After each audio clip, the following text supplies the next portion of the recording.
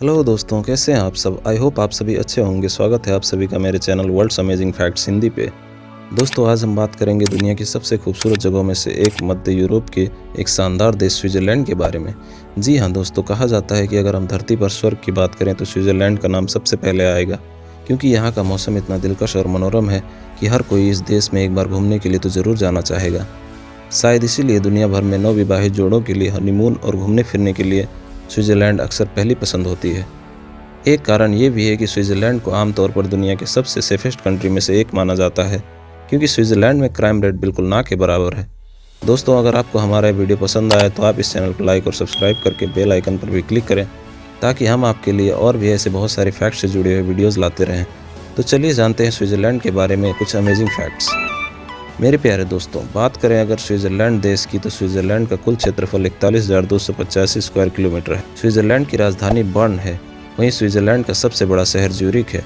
बात करें अगर स्विट्ज़रलैंड के पॉपुलेशन की, तो वो लगभग 89 लाख के आसपास है। वहीं स्विट्ज़रलैंड की मुद्रा स्विस फ्रैंक है। दोस्तों, स्विट्ज़रलैंड में 4 प्रमुख भाषा है, जो जर्मन, फ्रेंच, इटालियन और रोमनीज है।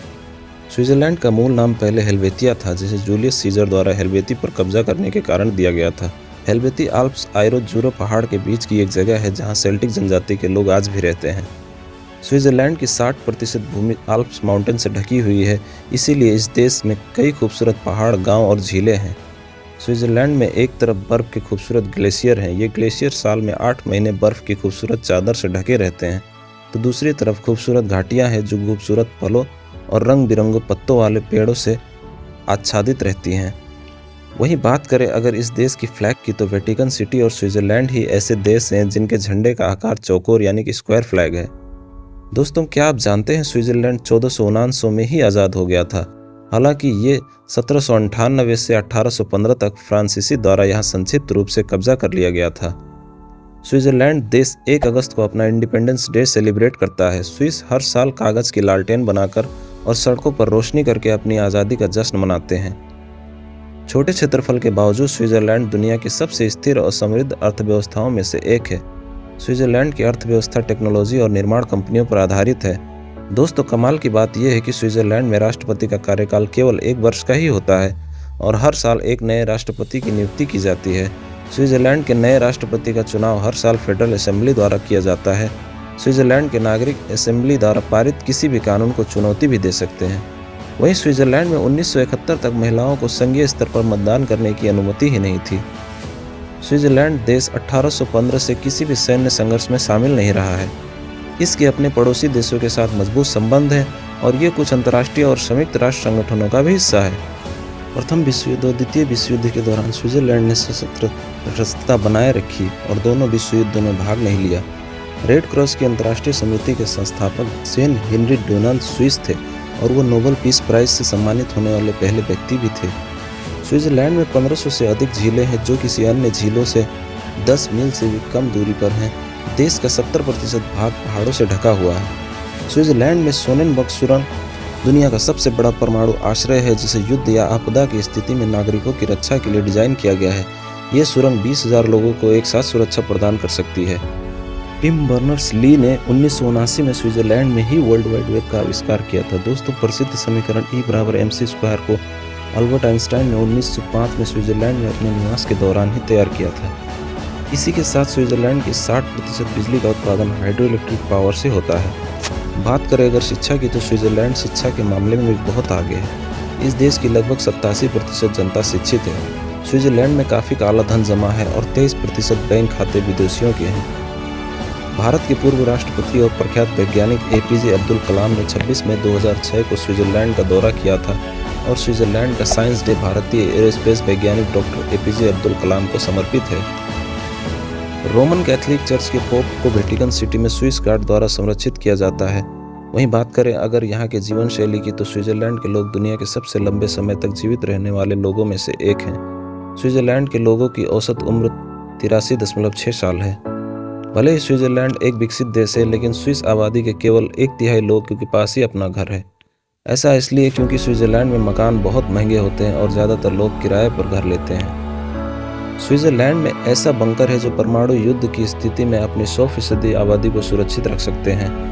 दोस्तों, स्विट्ज़रलैंड में टूरिज़्म वहाँ की आमदनी का मुख्य स्रोत है। स्विट्ज़रलैंड में दुनिया की सबसे बेहतरीन पब्लिक ट्रांसपोर्ट सिस्टम है। आप सिर्फ एक टिकट के साथ कार, बस और ट्रेन से यात्रा कर सकते हैं। ये सुविधा आपको पूरी दुनिया में सिर्फ स्विट्ज़रलैंड में ही मिलेगी। हॉर्नुसेन स्विट्ज़रलैंड में खेला जाने वाला एक पारंपरिक खेल है जो गोल्फ और हॉकी के बीच का मिश्रण है। स्विट्ज़रलैंड के लगभग 65% निवासी जर्मन मूल के हैं। इतिहासकारों की माने तो लगभग 450 वर्षों तक स्विट्ज़रलैंड युद्ध की कला के लिए जाना जाता था, जिसके कारण 1400 ईस्वी से 1848 ईस्वी तक 2 मिलियन से अधिक स्विस सेनानियों को विदेशी राष्ट्रों द्वारा काम पर रखा गया था। फ्रांस एकमात्र देश है जिसने नेपोलियन बोनापार्ट के नेतृत्व में स्विट्ज़रलैंड पर कब्जा कर लिया था।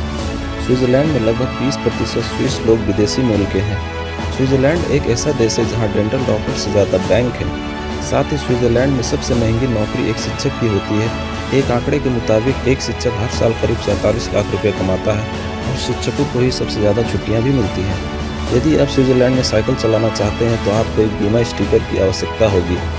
स्विस चॉकलेट निर्माता डैनियल पीटर और हेनरी नेस्ले ने 1875 में मिल्क चॉकलेट का आविष्कार किया था।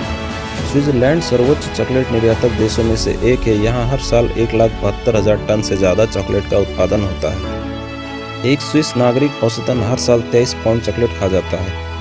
1972 में दुनिया के सबसे पहले पोर्टेबल कैसेट प्लेयर का परीक्षण स्विट्ज़रलैंड में ही किया गया था। दुनिया की पहली इंस्टेंट कॉफ़ी नेस्कैफे का आविष्कार स्विट्ज़रलैंड में ही हुआ था। स्विट्ज़रलैंड लंबे समय से मूल्यवान घड़ियों के निर्माण के लिए जाना जाता है। इस देश की सबसे महंगी ब्रांड की घड़ी रोलेक्स पूरी दुनिया में प्रसिद्ध है। दोस्तों, रोलेक्स कंपनी ने ही सन 1927 में स्विट्ज़रलैंड में पहली वाटरप्रूफ घड़ी का आविष्कार किया था। दुनिया की सबसे मशहूर कंपनी नेस्ले की शुरुआत भी 1867 में स्विट्ज़रलैंड में ही हुई थी। दुनिया में सबसे ज़्यादा शीतल पेय यानी कि सॉफ्ट ड्रिंक्स की खपत स्विट्ज़रलैंड में ही होती है। स्विट्ज़रलैंड अगर किसी देश से लड़ाई शुरू कर देता है तो वो मिनटों में ही अपने हाईवेज को हवाई पट्टियों में बदल सकता है। दोस्तों, दुनिया के सबसे मशहूर हास्य अभिनेता चार्ली चैपलिन ने अपने जीवन के आखिरी 25 साल स्विट्ज़रलैंड में ही बिताए थे।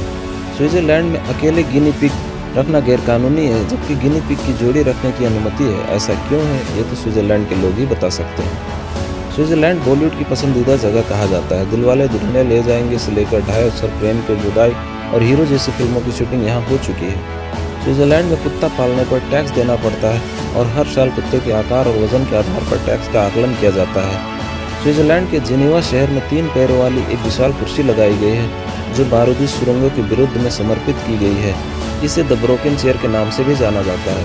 तो दोस्तों, कैसी लगी आपको ये जानकारी? ऐसे ही अमेजिंग फैक्ट्स के बारे में जानने के लिए हमारे चैनल को लाइक और सब्सक्राइब करना ना भूलें और साथ ही कमेंट्स में बताएं कि अगला वीडियो आप किस टॉपिक के ऊपर देखना चाहते हैं। अभी के लिए इतना ही दोस्तों, मिलते हैं आपसे अगले वीडियो में। हमारे साथ बने रहने के लिए आप सभी का एक बार फिर से धन्यवाद।